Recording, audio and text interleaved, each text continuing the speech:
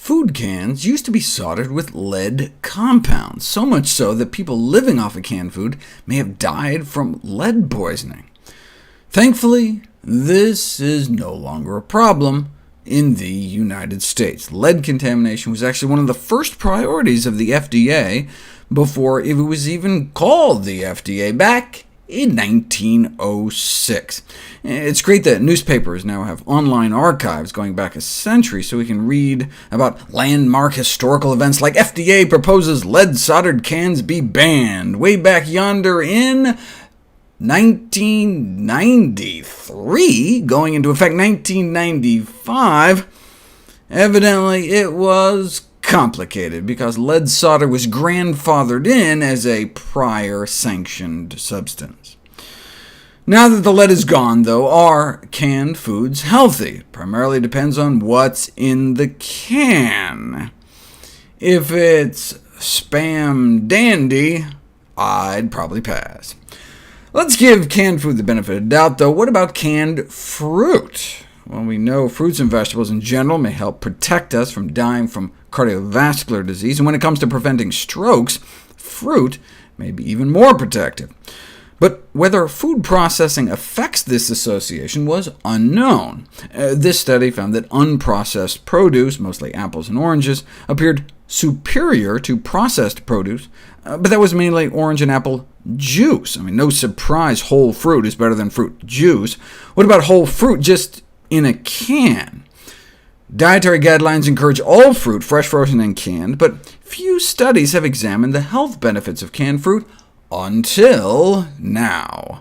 Canned fruit did not seem able to enable people to live longer. In fact, moving from fresh or dried fruit to canned fruit might even shorten one's life. So maybe dietary guidelines should stress fresh, frozen, and dried rather than canned. Why the difference? Well, there's no more lead, but there is that plastics chemical, BPA, that is used in the lining of most cans, which can leach into the food and might counterbalance some of the fruit benefits. Recently, blood levels of this chemical was associated with thickening of the lining of the arteries going up to the brains of young adults, for example.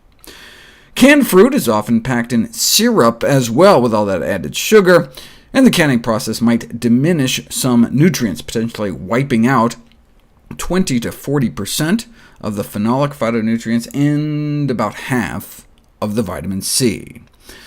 Maybe one of the reasons citrus appears particularly protective against stroke is the vitamin C. It appears the more vitamin C in our diet, the lower our risk of stroke, and the more vitamin C in our bloodstream, the lower our risk of stroke. But how did the vitamin C get in our bloodstream? These people must have been eating a lot of healthy foods, like citrus, tropical fruits, broccoli, bell peppers. Therefore, the observed effect of vitamin C on stroke reduction may simply be a proxy for specific healthy foods that lower stroke risk. How could we tell? Well, we could just give people vitamin C pills instead and see if they work, and they don't. Citrus fruits have all sorts of other compounds associated with lower stroke risk. The whole is greater than the sum of its parts. You can't capture Mother Nature in a pill. It's like the apocryphal beta-carotene story. Dozens of studies show that people who ate more beta-carotene-rich foods, like greens and sweet potatoes, and therefore had more beta-carotene circulating in their system, had lower cancer risk. But how much money can we make selling carrots? So they tried giving people beta-carotene pills, and not only did they not work, they may have even caused more cancer. So I assumed this National Cancer Institute researcher would conclude the obvious: produce, not pills. But no, maybe we should have tried lower dose pills, or maybe alpha-carotene pills, or pills with other phytochemicals, or multiple combinations. After all, it's likely that neither the public nor the scientific community will be satisfied with recommendations concerned solely with mere foods.